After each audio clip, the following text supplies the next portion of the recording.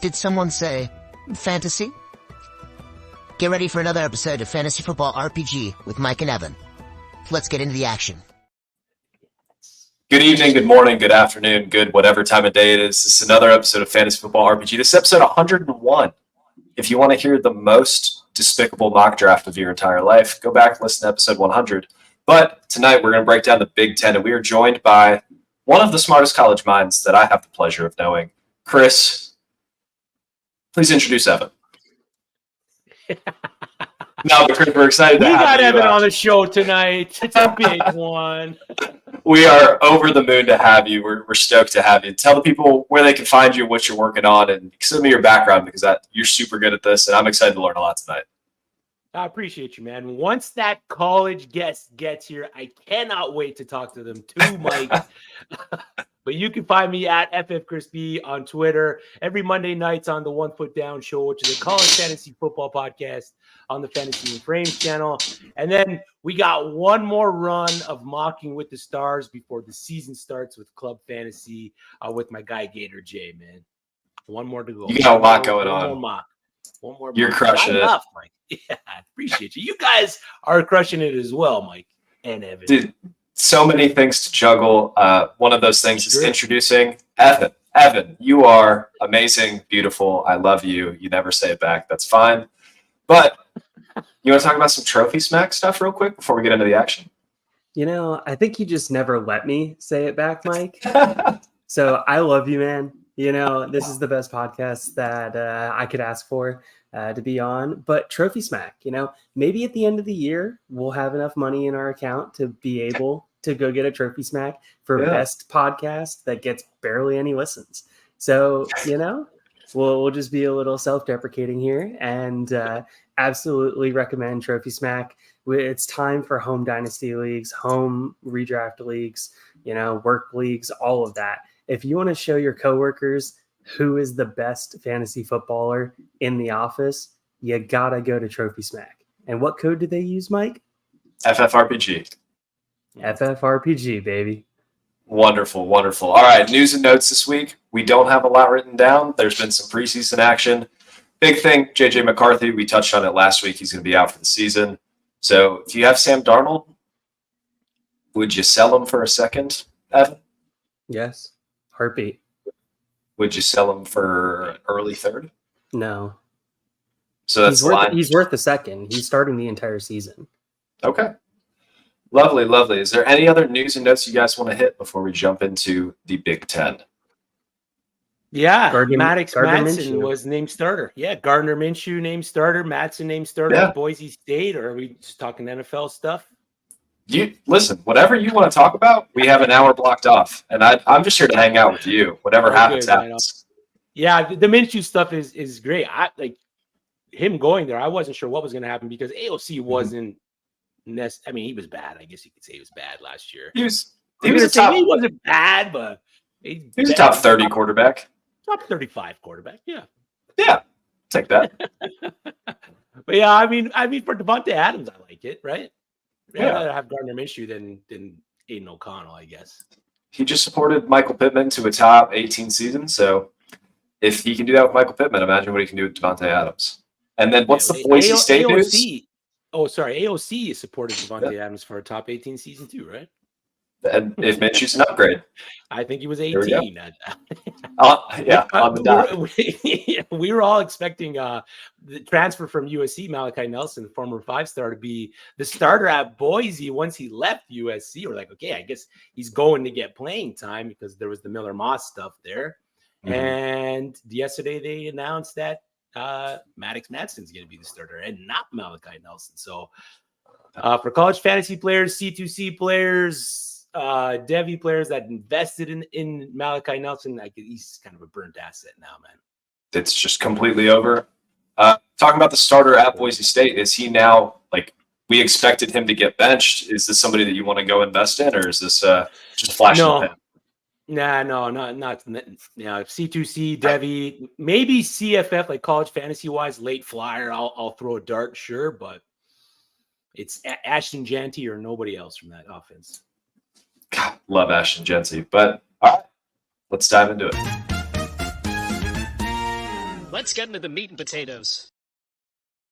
All right, so we got our Big Ten preview. We're going to go through all of this is ordered by the ESPN Power Index. So listen, don't get mad at me when we say these teams in the order we say them in. We're going to start at the top, which I didn't expect before I even made these show sheets. The Oregon Ducks. Quarterback Dylan Gabriel. Listen, I'm not over the moon about him. I don't think that he has that many elite traits, but I also didn't think Bo Nix had that many elite traits and he went in the first round. So Evan, give us a little scouting report on Gabriel, like what we should be looking for him at, like to step forward to be considered in the 2025 draft. Yeah, so I very much see him as a late day 3 type of quarterback for the NFL. What I have written on him, Gabriel is a plus athlete and a dual threat quarterback. He can throw from the pocket and can also throw off script. He has good accuracy in the short and intermediate game, which fits the West Coast and RPO systems very well, but he lacks the arm strength to be able to push the ball downfield. When there's any kind of severe winds, he's severely impacted by that. And he needs to improve his anticipation against all kinds of coverages to be able to be considered a actual potential NFL player. Right now, I think he projects as a backup, maybe a third string type quarterback. I don't see him really doing too much in the league. Okay, well, that's heartbreaking. Chris, do you feel differently, or do you want to talk about these wide receivers that are a little more exciting? Yeah, I kind of feel the same for NFL potential. The only thing he's got going for him is how wide open the kind of QB landscape is going into next year. I can definitely see a situation where he has a great year at Oregon, like Bo Nix did last season, and there is a team that is looking to make a change at the position, and they take a shot on Dylan Gabriel. But I'm in the same boat as Evan there, man. We're in the same boat, reading the same book, on the same page with Dylan Gabriel. So I'm good moving to the wideouts. Sounds good. It sounds like if Dylan Gabriel gets drafted, it's going to be to the Steelers, and it's going to be a mistake, and I can't wait. Let's talk a little bit about Evan Stewart. So Evan, you have him written down as a late second round pick. Chris, how do you feel about Evan Stewart? What are some of the traits that you're excited about, and how do you value him in your Devy and your C2C leagues? I got him for Devy in his class. I got him as the wide receiver 2, just behind Luther Burden, but it's a mix. It gets tight. Luther Burden, Ted McMillan, and Evan Stewart for me. I was really hoping that he got out of Texas A&M just because of everything that happened there.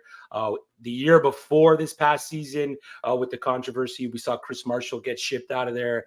There was just a lot of stuff going on. And for the player with his abilities, I was really hoping that he ended up in a place like Oregon. Once I heard that he entered the transfer portal, I was crossing my fingers for the Ducks. Some people have Tez poised to be the wide receiver 1, Tez Johnson, for the Ducks this season, which is understandable given that he has been in the system for quite some time. But Evan Stewart's he's just one of those wide receivers, one of those elite wide receivers that's going to be able to make every play across the field. So for me, I got no problem going up to reach and get a player like Evan Stewart in any of my Devy or C2C drafts, man.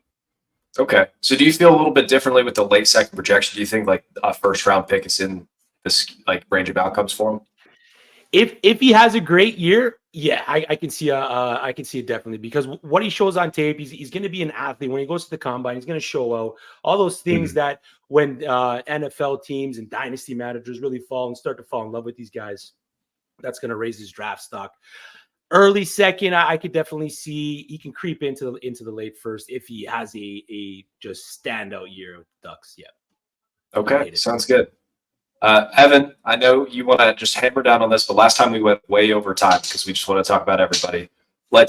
Jordan James, give me the bull case, the running back, for why he could be somebody we need to watch. Otherwise, sell me on Tez Johnson. Yeah, I can speed run both of them here. So Jordan James, early day 3 type of pick. He runs behind his pads. Really appreciate that. He's got a sturdy build. He falls forward on his rushing attempts. Really love all those things. That's what you want out of a running back. You look at a guy that can go between the tackles. He's a quick processor, or appears to be a quick processor on zone runs. You want to see him take a full workload. He's never been required to have a full workload because of the Oregon scheme, just how they operate in that offense. You'll probably see a little bit lack of carries for a bell cow type.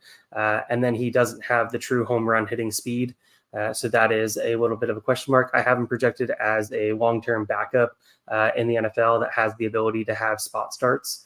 So that's how I see him, looking at maybe that like 5th round type running back that fills out that RB2 on a team. And then Tez Johnson. Oh my gosh, is he skinny? I mean, he looks like a strong gust just comes and is just going to blow him over, bro. Like, I love what he can do in the short game. You know, I love how he gets open. He's a good route runner. He's able to do all of that. And also, let's remember, he's a good punt returner. He's a very good punt returner, which will be able to keep him on 53-man rosters. And I think at the very worst, he's going to profile as a wide receiver 3 at the NFL level, with potential to be a wide receiver 2 at the NFL level if he can prove to stay healthy at that size. Look, you said tiny, great in the short and intermediate. He's Tank Dell, will accept no feedback. That's what people are going to comp him to. I don't think he has the same separation ability, but that's what's going to happen, and I just want to get out in front of it. He is not the same player. Please don't comp him that way. Tutu Atwell is closer, actually. I actually like that comp. Terrence Ferguson, I'm just going to speed run him real quick. He was 4-star recruit, all Pac-12 in his senior year, but he's going into, I think it's going to be his 5th year this season. So for somebody that we're looking for in a Devy or in a dynasty draft next year, he's probably not the like analytics guy's favorite.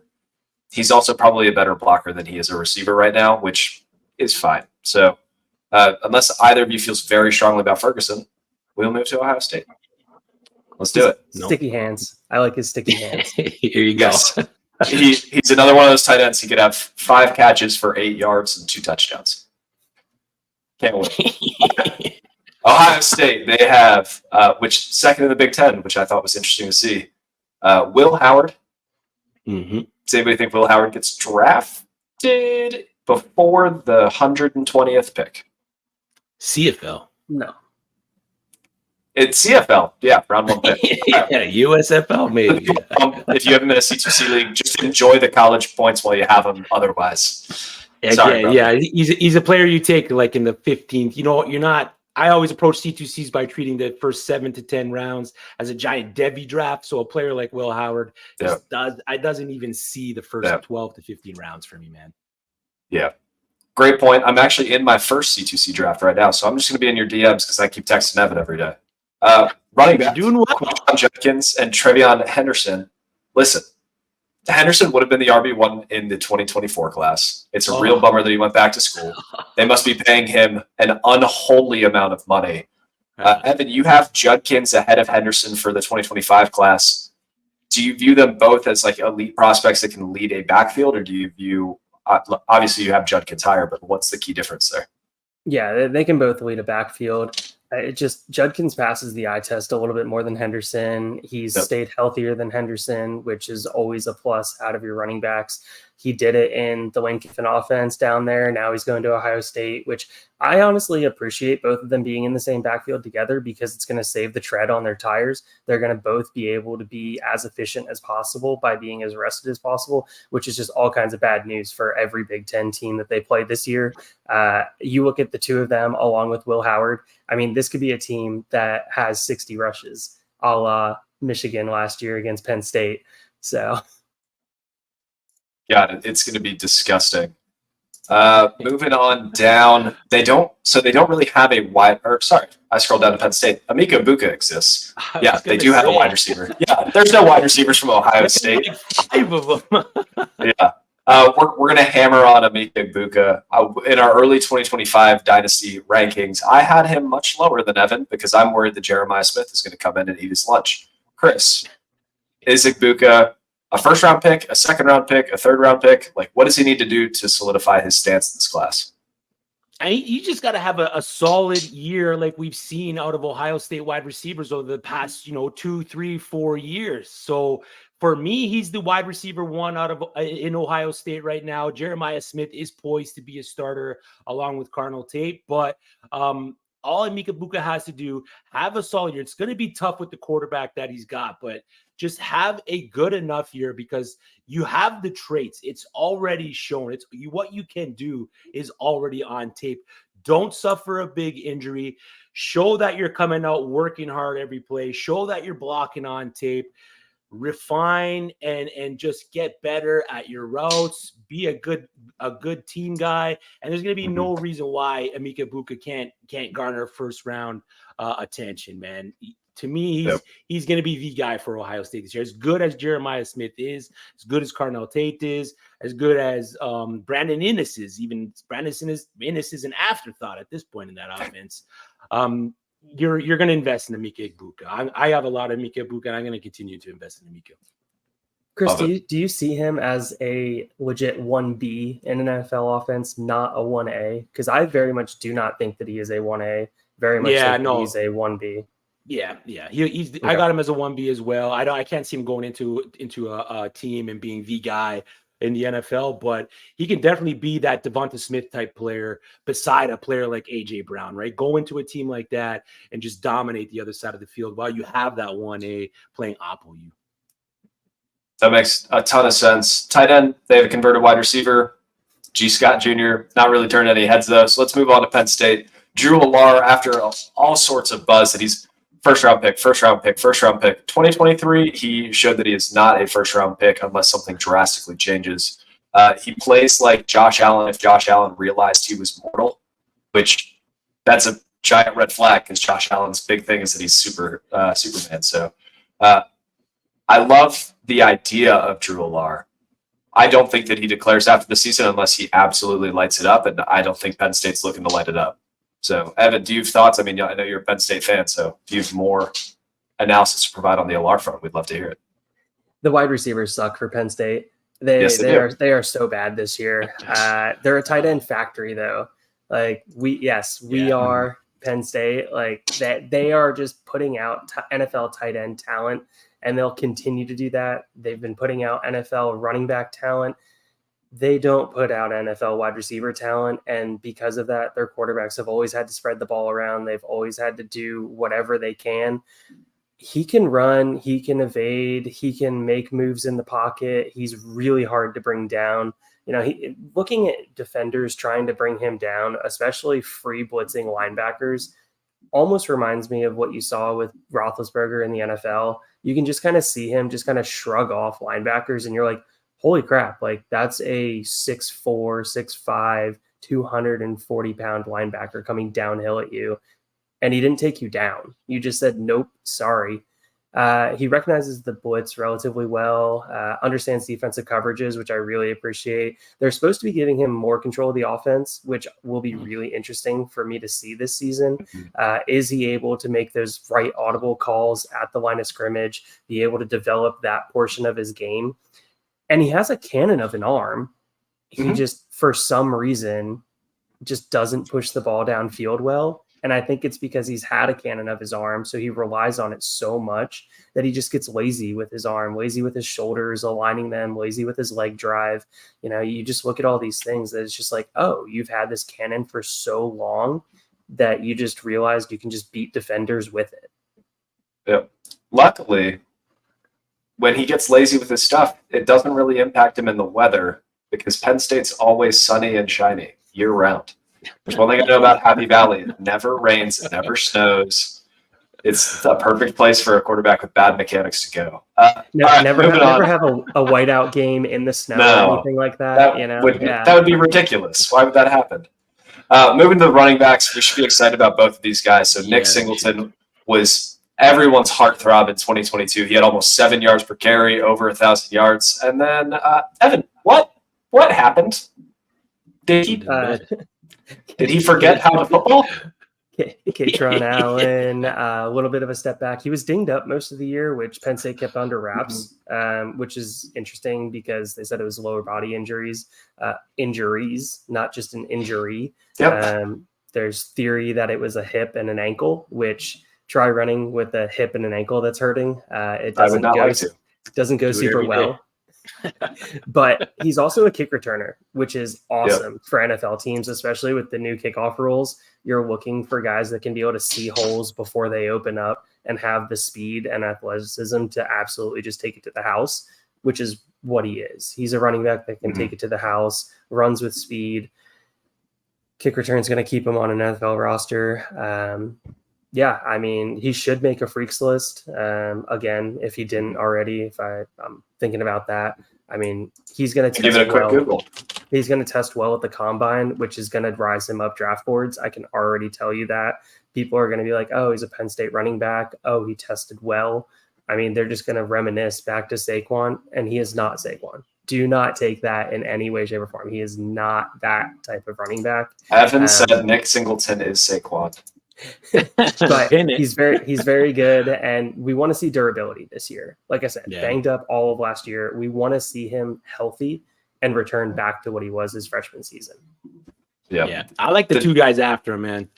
Katron Allen and the true freshman Quentin Martin. Quentin Martin's my RB1 of the class right now for college fantasy, like C2C leagues. So I'm a big Quentin Martin guy. So it's well, I mean, go ahead. I text Mike about that because he was asking me to start naming it. He's like 27 Martin. I don't know the rest. And I took advantage of early drafts because he wasn't in the system yet. So I was getting great value on Quentin Martin early drafting, just putting a placeholder and then dropping that name in there and then seeing the chat explode like, oh my God, I can't believe that we all left him on there. So of the dogs at the top, Nate Frazier, Taylor Tatum, Quentin Martin, I'm taking Quentin Martin 11 out of 10 times. I love that. So while we talk about Nick Singleton and we thought he could have been a first round pick, maybe a second round pick, then 2023 happened, he was dinged up. And then also Katron Allen stole a lot of touches. So 2022, Singleton's clearly the guy. Katron Allen comes in to spell him. 2023, Allen had more yards per carry. He had more touches. He was, well, not more touches because Singleton had more targets, but just was more involved in the offense. I think there's going to be a coach that falls in love with Katron Allen just because he does what is assigned. So while Singleton is a home run hitter, he's trying to get it every time. Katron Allen, he's going to get on first base, and he's going to wave at his coach. And he's going to do that 10 to 15 times a game. It's not going to be pretty. We're going to hate it for fantasy football, but he's going to be probably a 1B type running back that just steals valuable goal line touches away from somebody. Chris, do you think that there's any way that he could go and be the guy for an NFL offense, or this is just any running back on a 53?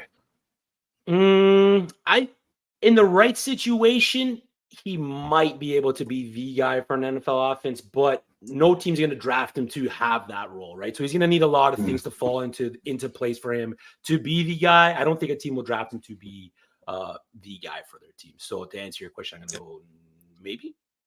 Soft maybe. But maybe he gets the Tyler Algier treatment where they draft him, give him a million touches, and then with the running back, it's always going to be an opportunity. Yeah, exactly. Yep. All right. Moving on to Michigan quarterback. Nobody worth talking about right now.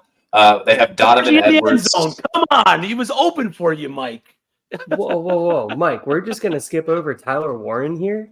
Yeah, that'd be fun. the best offensive receiver, the best receiver on Penn State. I heard you say tight end factory, and then I was I'm going to skip it to bother you. All right. No, Chris. Talk about Tyler Warren. I mean, Tyler Warren is exactly what we've been getting out of Penn State these last 3 seasons. Big, athletic, fast, quick for a tight end. He's quick. And working on being a pass blocker, working on being a run blocker. He can do both of those things. And crazy enough, a lot of people think that he can add muscle to his frame already at 250. Damn. So people think that he can bulk up on top of 250, which puts him as a 3-down tight end.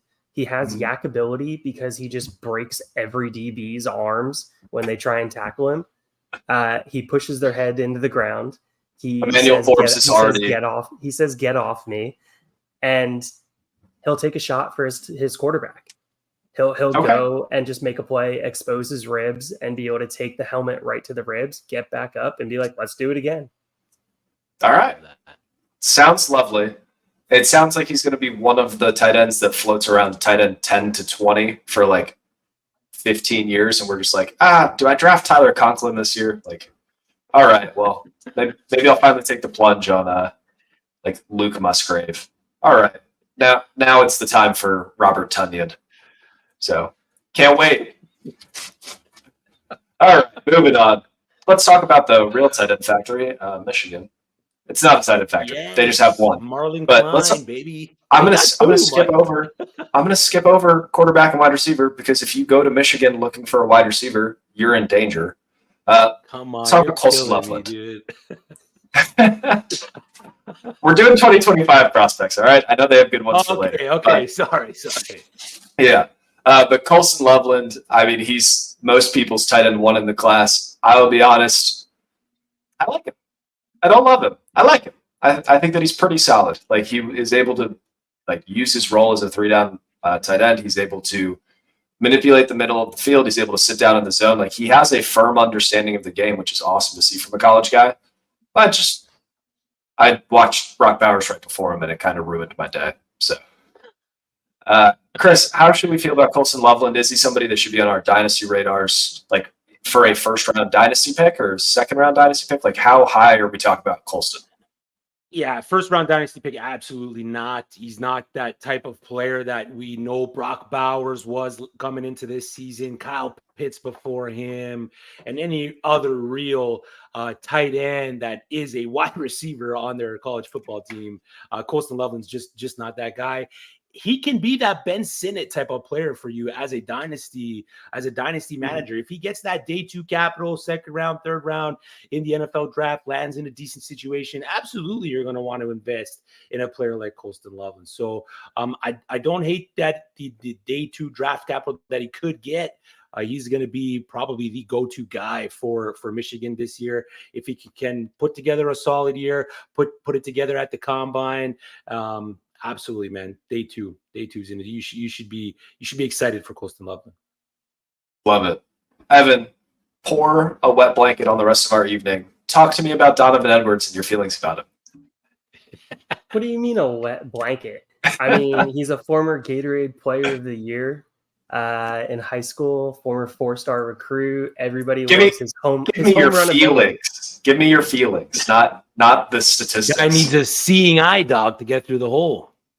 My feelings on him is he's that type of guy in Madden that you run all the way to the right sideline, to run all the way back to the left sideline, to run all the way back to the right sideline to break it for a touchdown. Can I say something really bad? Sure. Do you want expensive Chase Brown? Oh, go get Donovan Edwards. He's faster than Chase Brown. Chase Brown's fast. He was like top 10 fastest players in the NFL last year. He's fast. Okay. He also can't see a hole. So the big thing with Donovan Edwards is that Ray Charles out there. Yeah, as Chris said, needs a seeing eye dog to get through the hole. Yes, immense amounts of athleticism. Like cannot teach somebody to be that quick, fast, whatever adjective you would like to use. Unfortunately, he still lacks the feel for the game. And I was kind of hoping running next to Blake Corum, someone that would just like sprinkle off on him after a while.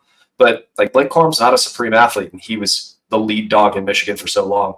If Edwards is that much more athletic than him, why was he stuck? So bit of a red flag. Harbaugh wants somebody that's going to pick up 5 yards, 4 yards every carry, keep him ahead of the chains, and Edwards just isn't that type of guy. Yeah.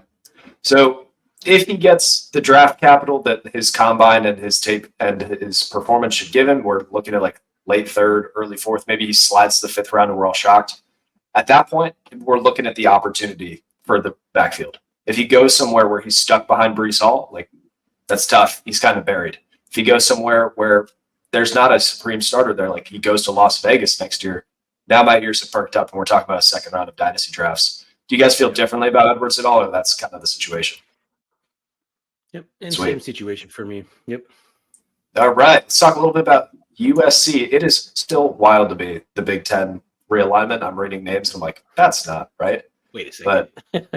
But Miller Moss, he's probably going to come back for the 2026 draft, but with how weak the 2025 class is, if there's a quarterback hungry team, they could go grab him. Chris, tell me about Miller Moss, like what we should be looking for him in 2024.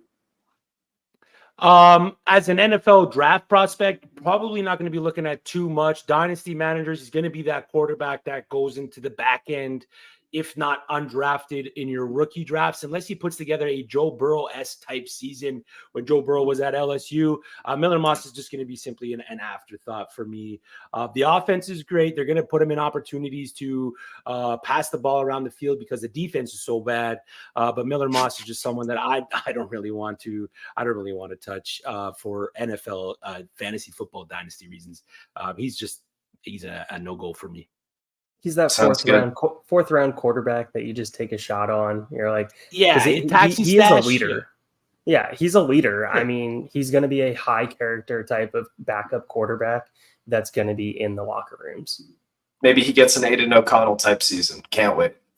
Let's talk about Lake McCree. I will be completely honest, no idea anything about Lake McCree. Please make me a smarter football fan, Evan. Oh, I was gonna say Chris can do this. Lake was one of the guys that I do like just watching USC, but I don't have like an actual profile written down for him. Definitely do like watching him on the field. I like the way that he moves. I like the way that he's used in that offense. He's an athletic tight end. He's another one of those athletic tight ends that isn't a super athlete tight end. Okay. So sounds like I shouldn't care about him anymore. So I will stop caring. Let's move on to the Washington Huskies. Chris, I'm just going to throw this in your court. Tell us one player to keep an eye on, because as we're looking at this, it's probably a bunch of day 3 players because they lost all of their great guys all at once. If I had to pick one player, there's a few guys for college fantasy maybe that you're going to want to invest in. Denzel Boston, the wide receiver there.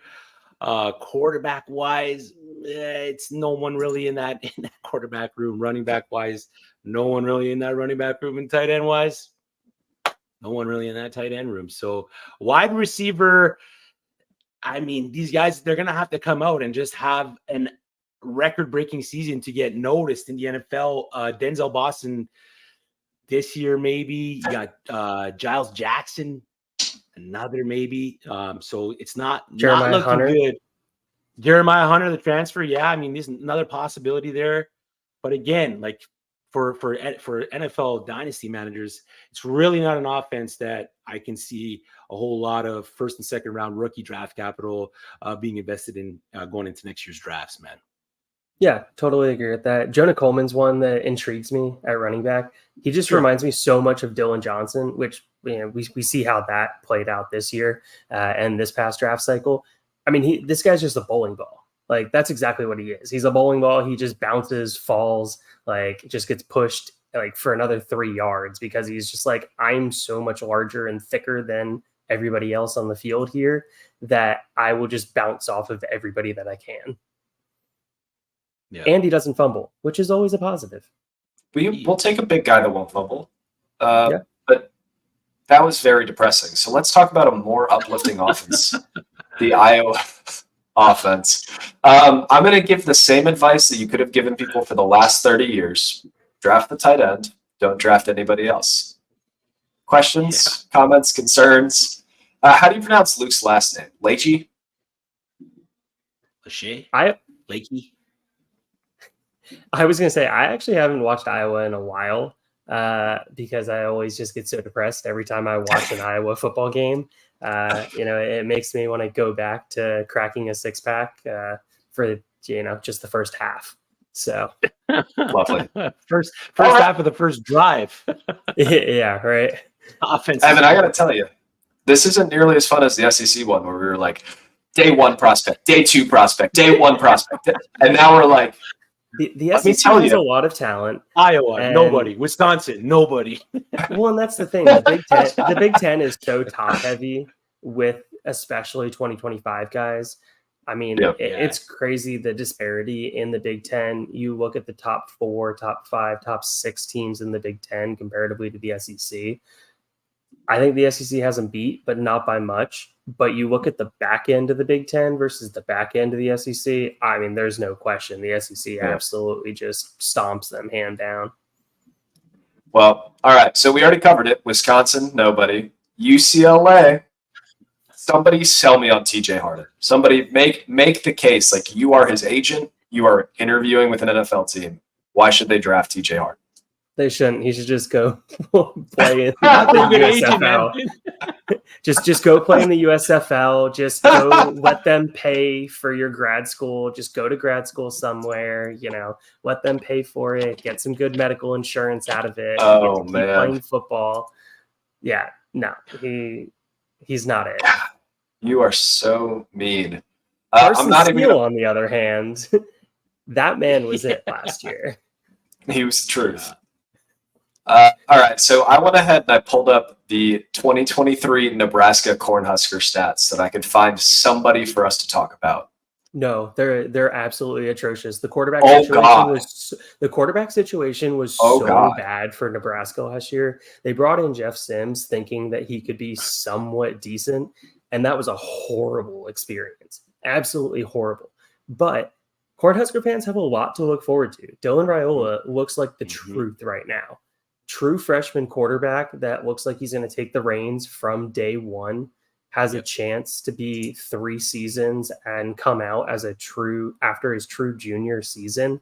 Like, he has all of the makings, everything in him to get Cornhusker fans very excited for the future. I love that. There's 2 guys. He's got Banks to transfer, and then I'm always going to be a Malachi Coleman fan. I was from his true freshman days. So he's got 2 decent pass targets there, but heading into next year, man, for again, nobody. All right. Well, look, this next segment goes out to Mike Zimmerman. Thanks for tuning in, brother. Let's just wax poetic about Kyle, however you say his last name, Monangai. Did I hit that? Did I nail it? All right. CBS, if you need somebody, call me. Listen, in our notes, we think that he probably comes back for the 2026 draft. With the amount of money he can make the NIL, like he's already hit the transfer portal once. Maybe he hits it again. But Evan, tell me on what some of his best attributes are and like what he can be at the next level. He's thick. He's going to have a good BMI score, which NFL teams are going to love. He's got very good vision, very good patience. He finds the crease in the line. I mean, all things that you would be really excited for. He's got a very powerful lower body, and he's got very good ball security. All these things are fantastic. You look at him, he's a decent pass pro running back. He's willing to stick his head in there. He's really willing to do what he can. Durability, and can carry a full workload. I mean, we've seen him carry a full workload at Rutgers, which NFL teams love. He's got a high football IQ. Once again, NFL teams love that. Hell yeah. That's delightful. Man, he had an offer from the Navy midshipman, but he turned it down to go to Rutgers. What a mistake. Hey, have you looked at the Rutgers schedule this year, though? Like, is it good or is it terrifying? Oh, it is a cakewalk. Like, you want to talk about somebody that on the college side. Oh, whoa. Who could just absolutely run through and have multiple 100-yard games this year? Man, I cannot wait to watch some Rutgers Akron Zips tape next year. I am fired up. 22 breakdown. It's coming. Just wait. Then they go to Virginia Tech and they're going to get blown out because go Hokies. But all right, that's enough. Rutgers. Is there any other prospects we should keep an eye on, Chris, or is it just the running back and everybody else is kind of for Rutgers? Yeah, it's just the running back for me, man. Everyone else, like you said, sad. All right, cool. So from here on out, what we're going to do, instead of just saying there's nobody there because that's depressing, I'm going to give you the school and somebody give me something to be excited about. Make me excited. Make me want to wake up in the morning. Let's talk about Maryland. Get me fired up, Evan. I mean, Hemby. Once again, we're sticking with the Big Ten. What does the Big Ten have? The Big Ten has a ton of running backs that have a very high probability of being solid backup running backs in the NFL. They're guys that are going to be on a 53. They're guys that you're going to be looking at to be able to do a lot of things. Hemby, you're looking at somebody with very good acceleration, very good top end speed. He breaks angles on defenders, especially in the open field. He's got good, not great vision and patience, and he's elusive in space. Along with being one of the younger prospects, which is why I think he ends up coming back to school, because I think he's most likely going to get that 6th, 7th round grade. Realistically, you look at that. maybe a third string running back in the NFL, probably a low end second string running back in the NFL. Ball security questions, that's something that he definitely needs to fix. From what I saw, pass pro sucks. Don't ask him to protect your quarterback because he's basically as useful as a piece of paper out there. So let me get this straight. He can't hold on to the ball and he can't pass protect, and he's projected to be a backup. It sounds like he's not sticking around for a while, brother. Like that sounds like a recipe for a cut candidate. But he's athletic, Mike. You forget this. Okay. Chris, let's move on to Northwestern. I got one from Maryland. Before you go, Mike, let's do it. There was a draft pundit that released an article. I will find it. I've just tried to look for it while Evan was going on there about Hemby. I got to find this article. I will send it to you. They had Caden Prather as a top 5 wide receiver in the class. I'm trying to find where this article was. I know it caused a lot of talk on Twitter, but I'll find that and I'll send it your way. All right. I cannot wait. There is a Meet College Football's 12 under the radar offensive players from CBS Sports, which that's exciting. Maybe that one. Oh, 6'4", 211? He's a big boy. I cannot wait to drop him. Very fun. Very fun. All right, let's move on to Northwestern. We literally have nobody in the show notes. So, Chris, bail us out here. Give me a Northwestern player that I should care about. Do you want a football player? Can I give you a player off their volleyball team? Yeah, give me the women's soccer player that I need to keep an eye on for the women's national team. I'm sorry. That's all right. I would ask volleyball. I would add you, but running back, maybe Cam Porter. He's a shifty guy. He's got some decent speed on him, but NFL draft buzz wise, I mean, your show sheet nailed it, man.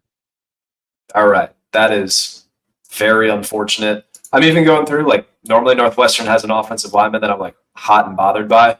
But their best guy is probably a transfer who hasn't been in the program for a while. So maybe Caleb Tiernan turns into something. They're left tackle, but there's not a lot to be excited for Northwestern. I'm sorry if you're one of our dozens of listeners and you're a Northwestern fan.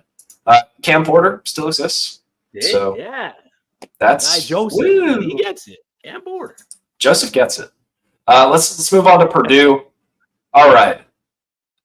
Hudson Card exists. Devin Mockabee exists. Is there anything at Purdue? Is there a Rondale Moore hiding in there somewhere that we should just be fired up about? No.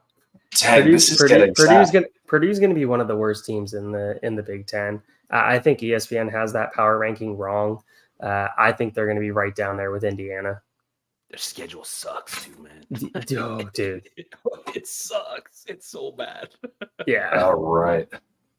Well, let's talk about Minnesota then. Holy moly. Mockabee has hands, though. I will say, as a running back that can be able to catch, especially in CFF leagues. If you're looking for somebody that's just going to get those fourth quarter points because Hudson Card is going to be under duress consistently, just dumping it off, Mockabee can be that guy that's just going to get those targets, those receptions right by the line of scrimmage, be able to pick up 8 to 10 yards, get a first down, keep the chains moving. So, we love a good garbage time king. All right, let's move on to Minnesota. Chris, tell me about Daniel Jackson. Good, bad, indifferent. What are some of his best traits we should be watching in 2024? I don't have too much of a scouting profile on Jackson going into the NFL year, but I know he's going to be the guy for Minnesota in that offense, at least for the wide receivers. If there's going to be one I want to kind of keep an eye on, it is going to be him heading into rookie season next year. You probably get that day 3 draft capital, so he could be potentially that back end rookie draft wide receiver that you take that you hope falls into a workload on their team. So NFL wise, he's going to have some potential, but again, it's not going to be an elite producer for you for fantasy. So back end wide receiver 3, mid wide receiver 4, maybe is what's in his future for Dan Jackson. All right. And then Evan, talk to me a little bit about Darius Taylor. Like, does he have the sauce, or is he just a guy? As long as they don't give him the ball 35 for 35 rush attempts a game, he will have the sauce. Because that's Can he keep the sauce? That's basically what they did. Look, every report coming out of Minnesota that I've heard is they're trying to keep him around 25 rushes a game, which is still an insane amount of rushes for somebody that's going to be a sophomore. Like somebody who just absolutely got worn down and eaten up at the beginning half of the season. But yeah, he has the sauce to be able to run in the conference, in the Big Ten. He can run up against the best defenses in the league, best defenses in the conference, with a very mid at best offensive line, and he can just do it. So really love all of that. Really love his game. Really love the fact. But at the same time, we've seen this. Minnesota's offense has historically been very nice to running backs, especially from a production standpoint. They just hand the ball off to one single guy and just feed him until he breaks down. I'm pretty sure that's why they were on their 5th string running back last year at times. So Minnesota Gophers, sorry for your losses last year. You took your lumps, and hopefully Taylor comes back fully healthy and they're able to keep him healthy this year. For what it's worth on the Minnesota front, they saw 2021 Bucky Irving, and they were like, he needs 11 carries a game on top of their already starter getting over 20 a game. That is ridiculous. That should not be real. It's part of the reason that Mo Ibrahim was so many people's like exciting player, because he just was given the rock so many times that it just never panned out, which is unfortunate. All right, Illinois. Moving on. All right. Michigan State. That's not for some time. All right. Sell me on Caden. Tell me, what he's going to be, what he's good at. Yeah, just big body running back that's got the potential to see the workload of workloads in college football this year. They're probably going to hand it to him a million times a game. Just a bowling ball that's going to be able to get down the field north and south. It's going to be hard to take him down. He did deal with some injuries last season, but he's heading into this season healthy. They're excited for him. I'm excited for him. So if there's one player to be excited for out of Illinois, it's Caden Fegan for me, man. And you know what Illinois does consistently? They try and run the ball, control the clock on offense. They try and stop the run on defense. They're usually pretty good at stopping the run on defense, usually pretty good at running the ball. No passing attack, nothing in the air, unless you're describing 90% of the Big Ten. That's the whole conference.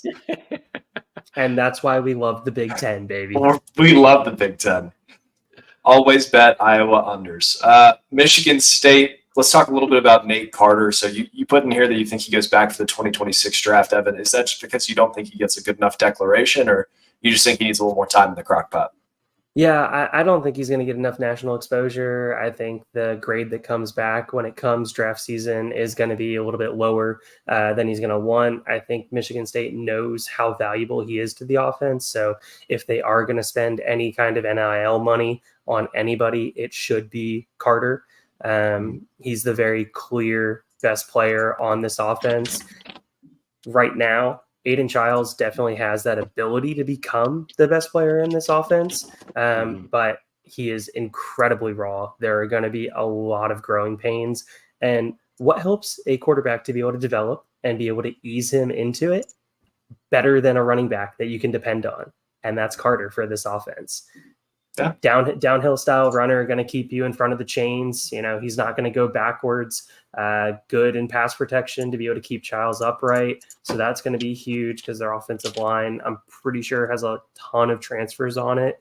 I'm pretty sure they lost a bunch of guys that haven't started many games together. So they're going to have some time that needs to be able to gel together. Three down back. He can catch. He just hasn't been asked to do that too much.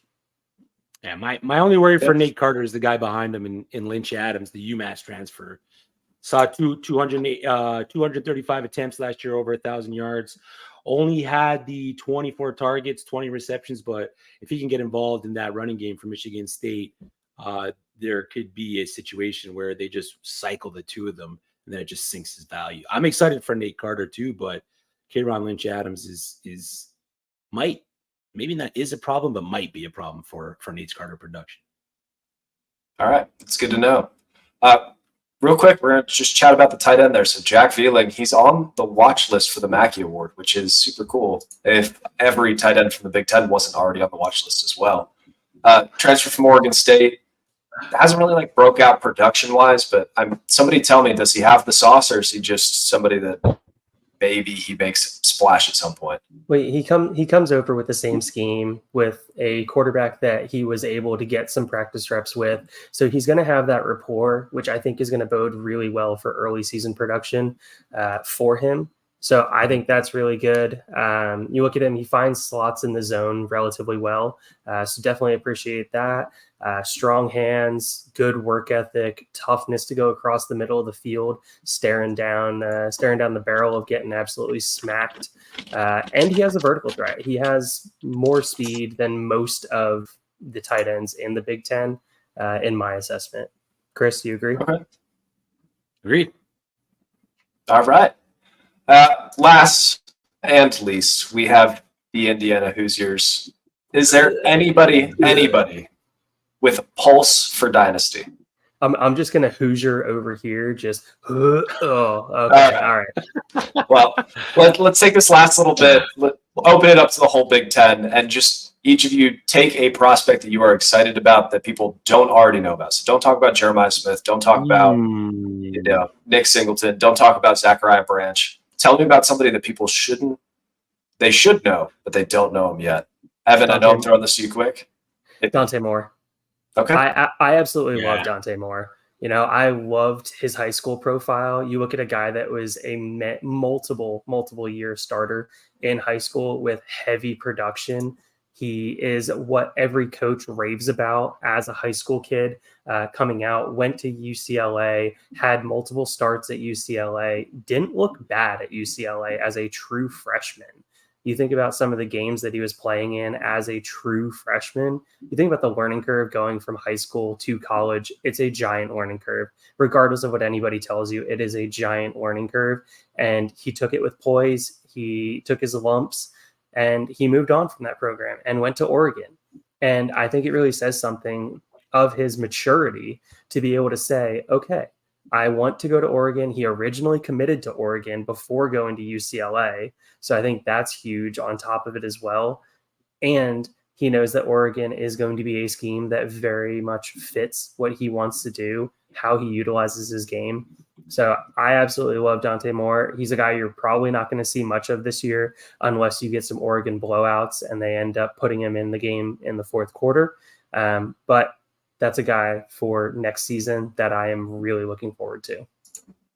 Sweet. Love it, brother. Chris, give me a name that you're fired up about, that people need to be more excited for. Share the joy with the people that know. I mean, we talked about him a little bit with Penn State there, considering the two guys that are in front of him. Quentin Martin, for me, man, is going to be a guy that's going to make it a stamp, especially if Nick Singleton and Katrin Allen both go to the NFL next year. Even if only one of them end up leaving to go to the show, Quentin Martin is going to be an early draft target for any kind of C2C startup, CFF draft. Startups, redrafts, anything like that. Quentin Martin's going to be a guy. And then FCS transfer from Northwest Missouri, running back with Oregon now, Jay Harris, 3-star guy. He's like 5'9", 215. I like what I saw on tape. The FCS to FBS running backs don't always pan out, but I like throwing my darts with these guys. You got Sam Franklin at Oklahoma, who put up a big year last year, who he transferred to Oklahoma this year, and then Jay Harris. So for me, those are two running backs that I think, if all goes well, they got some dogs in front of them. We know that Gavin Sawchuk at Oklahoma is going to have a terrific year. And then we talked about Jordan James a little bit there at the top. And then they got Whittington as well at Oregon. So it's going to be tough for Jay Harris to find some playing time. But if he does, I think he can make some noise, man. And I'm going to say it right now. This time next year, we will be saying that USC has the best wide receiver crew in the Big Ten. Yeah. In the whole Big Ten? In the whole Big Ten. I don't know. Ohio State might have something to say about that, because they could just continue to find these dudes built in a lab and then start him as freshman. So if there is a super soldier running around in high school algebra 2, they're going to find him. But Well, who Chris, does he have? Sorry, Deuce Robinson, Zachariah Branch, Makai Lemon right now, right? Lemon, yeah. I didn't get it next year. Zachariah Branch and Jacoby Lane. Jacoby Lane, yeah. Yeah, Deuce let's not forget. tight Yeah, end. let's not forget Yeah. Lane. Yeah, I like that. So I like that. sweet. Chris, thank you so much for joining us. I hope you had a good time. Before we close out, tell the people one more time where they can find you, what you're working on. Yeah, thanks for having me, Evan and Mike, man. Appreciate the invite coming to talk college football. Anytime you guys want me to come do that, I'm down. You can find me at FFChrisB on Twitter every Monday night, 9 p.m., 1 foot down on the Fantasy and Frames YouTube channel. You can also, we do that in podcast form as well. So Spotify and Apple, wherever you listen to podcasts. And then we have our last Mocking with the Stars this Monday night, 10 p.m. next Monday night, 10 p.m. with Lindellians. It is not a kicker-only draft, so don't get too excited. It's what we needed her for. And before we close out, I'm going to talk about the only Conference USA prospect you need to know, Rowdy Beers, all-name team. Draft him in 2025 just for the vibes. Thank you. Have a good night.